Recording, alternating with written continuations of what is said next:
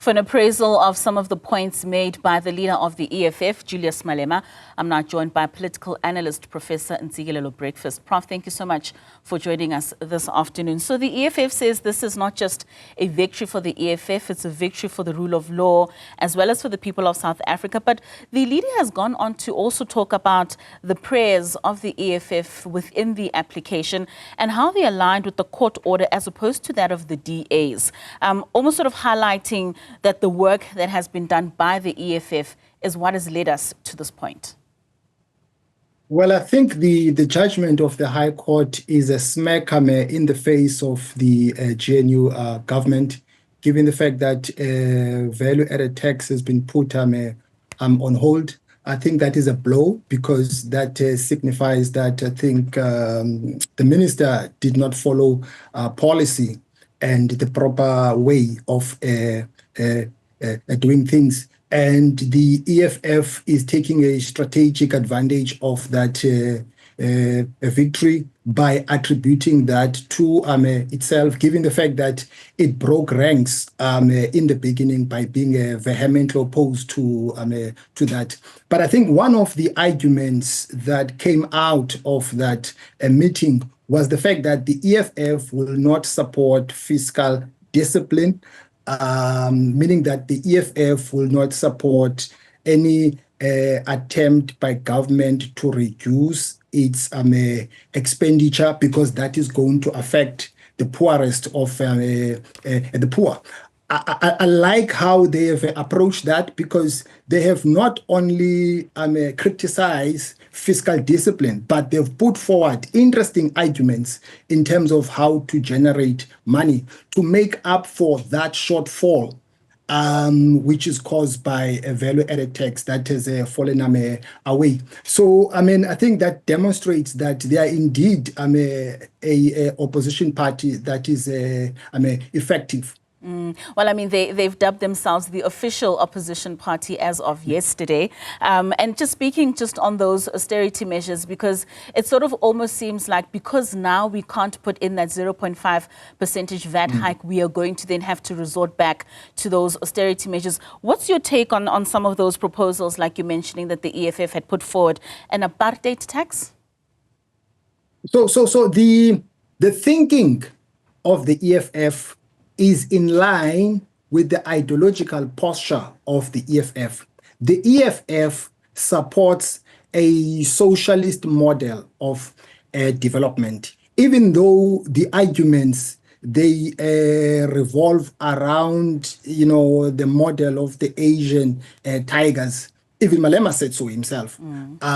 So there's nothing new about that because they are saying that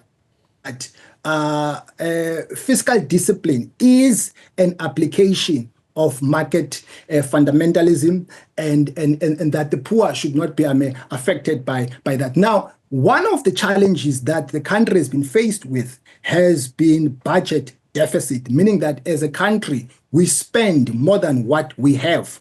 And I think, not that I was in support of value-added tax going up, but I think the minister was in a very difficult situation, given the fact that you have a lot of demands from the country. We've got grants, we've got this and that, and you need money to make up for all those things.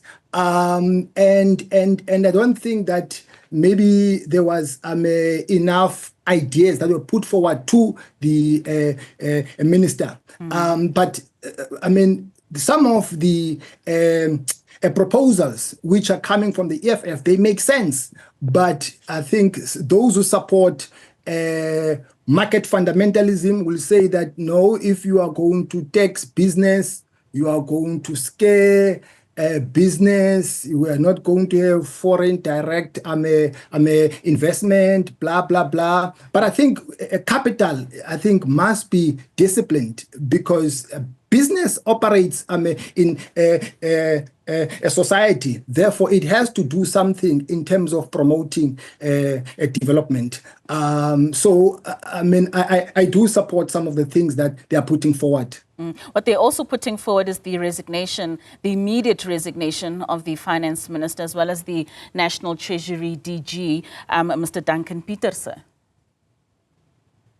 Yes, some people are saying that because that has affected a number of sectors. And also what we have seen, we should not have seen it, where we've seen the minister and the head of SARS, the commissioner crossing swords, because it looks like SARS holds a different view regarding the issue of value-added tax, and it doesn't support what the minister has been trying to do. And that looks very unprofessional.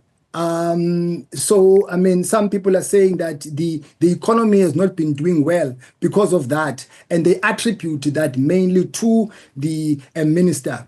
I think it's one of the debates that we must have. Maybe should he walk out of his position because of this? But clearly, I think what had happened should not have happened. I think the minister should have been sort of like a circumspect, Yeah. Lastly, I'm just talking about then what should happen. We know that a third budget needs to be tabled in the near future. How would you advise the ANC, the GNU, Treasury going forward in how they should now be consulting before tabling this third budget? I think the ANC has been dealt with a blow. It has been humbled.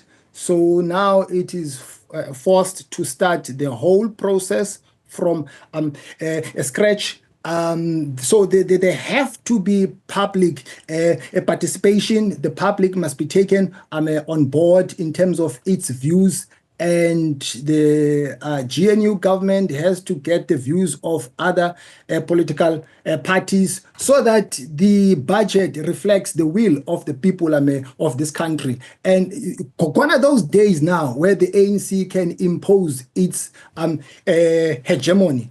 Now you've got a GNU. You have to get a buy-in from others. All right, Prof, thank you so much for your time and giving us your reactions to the EFF's media briefing held a little earlier on with regards to that fiscal framework policy.